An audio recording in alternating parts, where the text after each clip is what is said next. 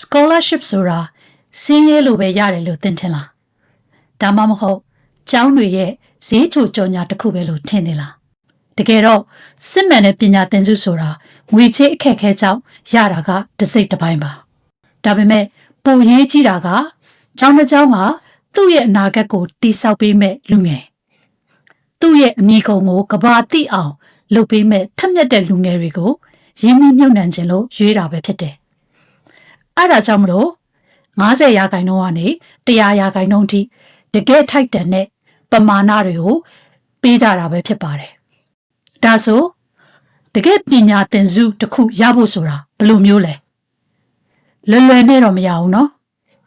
မနေ့တနေ့ကမှရုတ်တရက်စူးစမ်းလိုက်ရုံနဲ့ရတဲ့ဟာမဟုတ်ဘူးဒါဟာမင်းရေးတဲ့အစေးတွေကတကယ်အဓိပ္ပာယ်ရှိမှု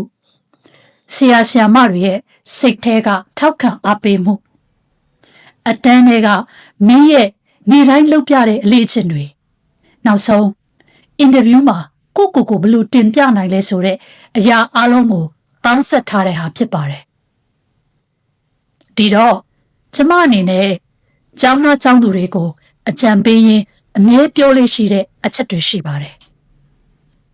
နံပါတ်1ပညာသင်စုရဲ့စနစ်ကိုသေချာလေ့လာပါဒီစုကိုဘယ်သူကပေးတာလဲကျောင်းကလား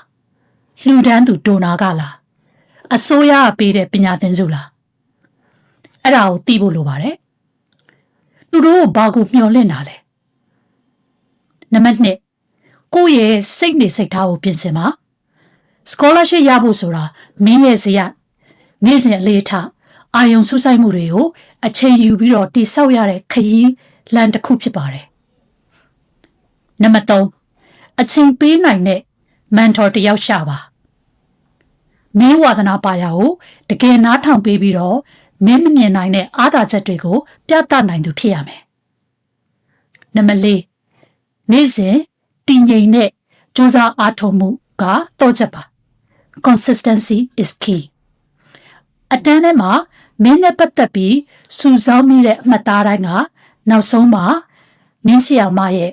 မင်းရဲ့အလုပ်မန်နေဂျာတယောက်ရဲ့ထောက်ခံစာအဖြစ်ပြောင်းလဲသွားမှာပါနံပါတ်5ကိုရင်းနှီးမြှုပ်နှံထိုက်တဲ့ရေရနာအဖြစ်ပြသနိုင်ပါစေဒီတော့ scholarship ရှောက်ဖို့လမ်းကြောင်းကိုစဉ်းစားနေပြီလားဒါဟာမင်းရဲ့တကယ်ဖြစ်ချင်တဲ့ပန်းတိုင်ကိုရှာဖွေဖို့နဲ့မင်းတိဆောက်ထားတဲ့စူးစမ်းမှုတွေကိုပြသဖို့အကောင်းဆုံးအခွင့်အရေးတစ်ခုဖြစ်ပါတယ်ထိုက်ထက်တန်ရတဲ့ပညာသင်စုတွေကမင်းကိုစောင့်နေပါတယ်မှန်ကန်စွာပြင်ဆင်ပြီးရှင်ပြိုင်လိုက်ပါအောင်မြင်ကြပါစေလို့ဆုတောင်းပေးလိုက်ပါတယ်ကျေးဇူးအများကြီးတင်ပါတယ်